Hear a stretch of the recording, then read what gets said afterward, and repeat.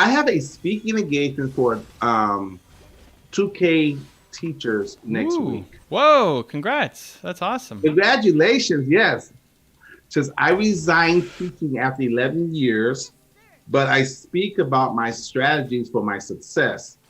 Any top tips for when you do speaking engagements? Um, so this is, generic answers, but also we can get specific since you're here. What are you talking on? Yeah, and because you're already a teacher and you've been a teacher, Well, she and was a times teacher have but left. So why are right. they having you come to talk to like what's the theme of I, the show and what's the theme of your talk or why do they want you there? And what's the most relevant issue right now because of the pandemic? I would speak to that definitely. What fears and insecurities do they have around that? How can you encourage them, give them hope, Well, give them let's confidence? go to like what is the theme because that may be relevant, but Okay, it may not be. I was highly successful and gained worldwide media for how I was able to get 100% show up rate. Well, hold on, slow that down. Highly Okay, successful in getting worldwide what? okay. So she was highly successful Uh huh. and gained worldwide media Oh, media. Okay. for how she was able to get 100% show up rate in a low income school. Wow. Basically, I speak on my strategies for successful teaching in the new environment during the pandemic, and also my work of supporting first SEN. I don't know if she means that. Maybe she means first generation students for a decade. Okay, yeah. Okay, first generation students for a decade in teaching during the pandemic. Perfect. So I mean, you already have the strategies. I mean, you might have to adjust a little bit for pandemic, but you already know what worked for you. You've already had media attention. You've already done it. So now it's just about focusing on service. You got 2,000 people. They're all struggling. You know what their lives are like, and remind yourself that you're here to help. You've got a message that matters, and you're here to serve them. Like that's what I would remind myself before going on stage. I think you'll crush it. I think you'll be great. My bigger question is, what, what made that work for you that you can then tie into your current business? Not just the PR side of it. Like that's an angle too that you're a teacher. I think your story is fantastic. That's an extra component to your story that I didn't know before. So that's great. I'm gonna TP back, Drew. But okay. but the strategy. Let's role play this, or let's workshop this because I'm just curious. What strategies did you actually use? This is good. This is really good. What strategies did you use to get these low income students to show up and give you 100%? I want to say win rate. That's the League of Legends thing. Retention, not retention rate. Show up rate. Yeah, this What is did you great. do? What did you This do is to great. make that happen? Because she's saying, so she shared, so what she's going to be doing is sharing successful teaching strategy, basically. Yes, but help with the nerves. So I guess she has a few nerves around. But this is great. So yeah, Jen, answering his question, yeah, what specific strategies did you Okay, I mean, so employ? super quick. I mean, Jen, that's going to be. You'll be fine. First off, you'll be fine. You'll be fine. Yeah, there's so How do you much. do Okay. it? You remind yourself that you're tough, right? That's the whole theme of the brand, that you do tough things, and if you're really afraid, then you can share that you're afraid. And then two, you're here to serve. Like honestly, just before you go out there and you're gonna get on stage, the virtual stage, you just remind yourself that you're here to serve, to help. You'll still be nervous, but it'll help a little bit, and then you'll go off and you'll crush it. You'll be great. Yeah, I'm super curious about this, and if you want to go deeper into that, we can. But I want to know the strategies. How do you get these low-income kids to show up? she's saying, being the best student in the room. I surveyed weekly my students for feedback. I zoomed in Olympic athletes, Forbes scientists, actresses, etc. I have so many management strategies. I was the best student, never taught a day in my life. I just shared information passionately. I taught like a CEO, like Steve Jobs listed to his customers.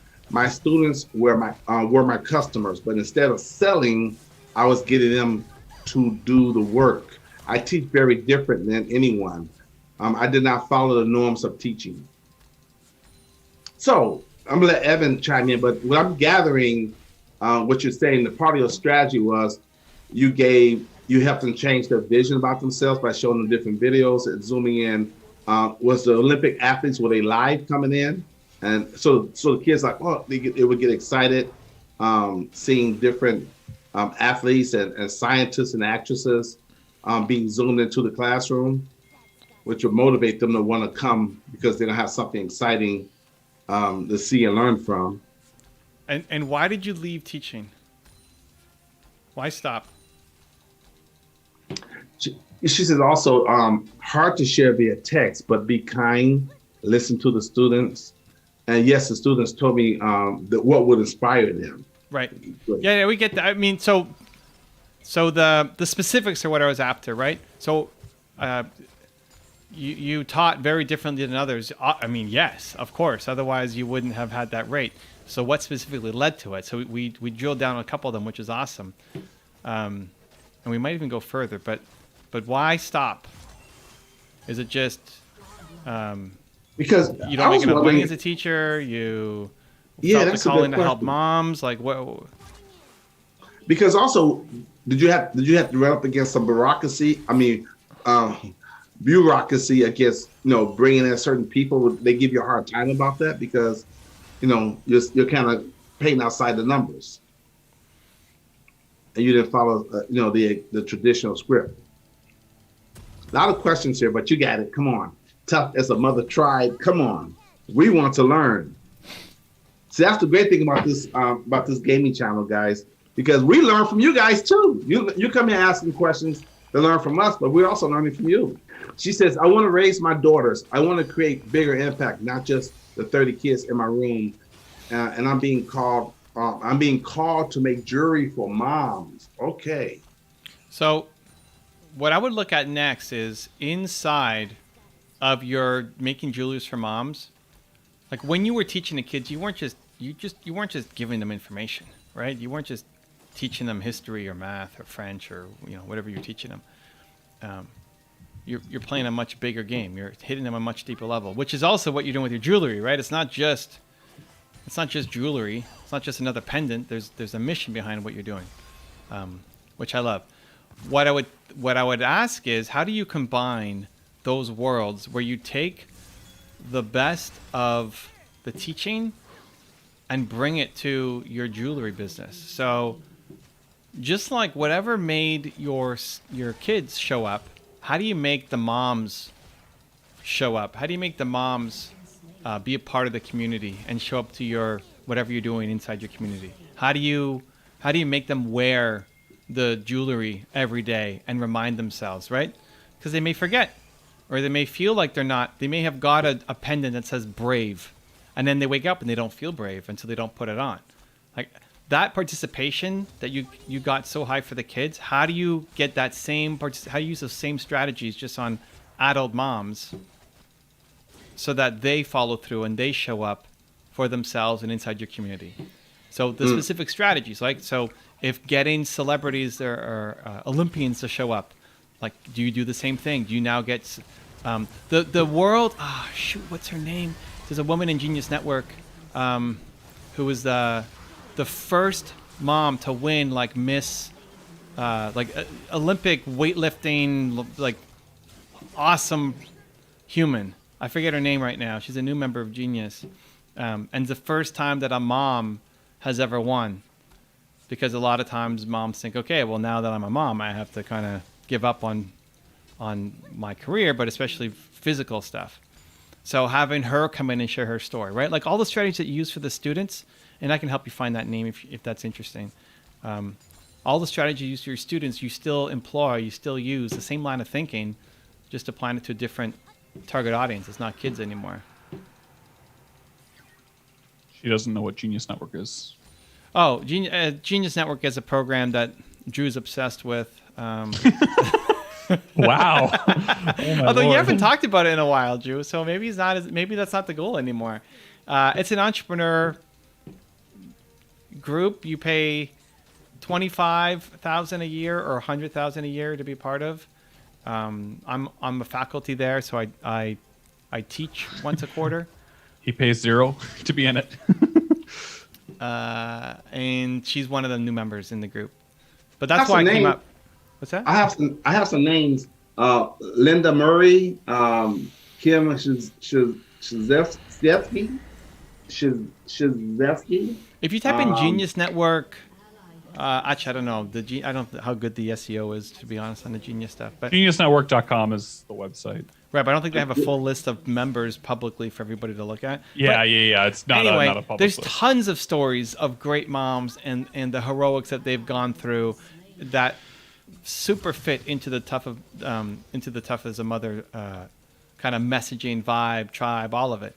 So if that worked for you for the kids, then that'll work for you for the moms as well.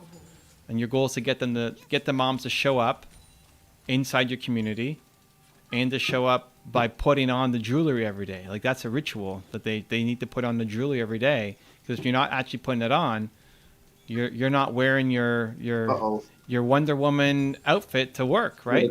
Put mine on right now. Okay. I was failed by the public school system, left high school and went to college at 15, finished my master's and 4 credentials before I was 21. Wow. It says, and I want to write a book, Teach Like a Boss. Teaching is difficult with policies. So she was tired of it. I think that's what she got. What's the connection now between teaching kids, teaching moms? Like, they aren't actually two separate businesses. What's the through line for you? Is teaching moms like really still about teaching kids? Like the more that you help the moms, they send the message to the kids. Like, what's that connection for you? I can see the inspiration and self-esteem being connected, but yeah, answer that. Say yes, bling bling Zan. That's right. You see the shield? Yes. Captain America, let's go. If you guys can't see it, there it is right there. That's the shield, baby. And Drew wants it to spin, but Zan is not happy about it because it's not a trinket. It's not a toy. Yes, another book idea is SH blank, your kids told me. Wait, hold on. Another book idea is stuff your kids told me. Basically, I got so many stories of what kids tell me about their parents and what they actually desire from a parent. Do you like helping the kids more or the moms more? Or is it equal? Yeah, I feel like what she's telling herself in her head is like, man, if they only knew the words that I heard. Right, but who do you like helping more? The kids or the moms? Or is it equal for you? I feel like in this scenario, if you help the moms, you help the kids. No, but like, is that the connection? I mean, that's what I'm asking. Yeah. Mixing those worlds, that makes the mission even more powerful. Because earlier she said she want to raise her daughters, and she want to create a bigger impact, not just with the 30 kids in her room. That's what she's being called to make jewelry for moms. Right, but the decision was still then to go. You could have a bigger impact and still teach kids. There's lots of ways to do that, but you went after the moms, right? It doesn't mean you don't care about the kids. You still love the kids, but if that's the I agree. You help moms improve their self-esteem, the kids are gonna turn out a whole lot better.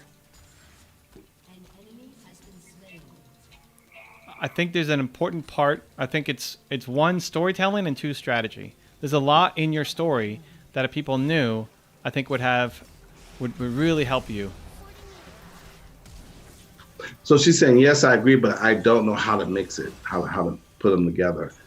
And she wants to know, do you have an affiliate link to get members in Movement Makers /Brandlytics? Well, the way to mix it is the tough as a mother tribe is about, like, that has to be the message, is that it's not just for you, but it's for your kids. That when I show up, if I'm going to buy one of your pendants and it's going to say courage, that me showing up is not just for me because I'm tough as a mom. It's for my kids. and I'm talking to somebody who actually knows how to get kids to show up, right? That connection makes it just so much more powerful than just selling jewelry. And it was never just about selling jewelry anyway.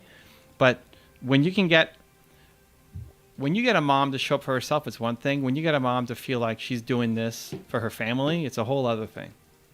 Right. And that's the connection. And you actually have it's not just a marketing tactic. It's an actual deep-rooted cause for you. And, then you can tie in the story of the media and low income, all of that stuff, right? So yeah, there's definitely actually tomorrow's presentation is perfectly aligned for this. We can use some more badass women in all the groups, especially Brandlytics, movement makers where we've got Pretty a higher balanced. what Balanced. Yeah, actually, I'm pretty happy. There's a lot of if you go across to entrepreneur groups, it's unless it's a group for women, it's heavy male skewed. I remember when I had my Toronto mastermind group that I was running, we were like actively trying to find women to join, and it was really hard. There just weren't enough who were serious about wanting to do it. So I'm pumped for mover makers, but yeah, either one. Brandlytics, mover makers, be good to have more on both.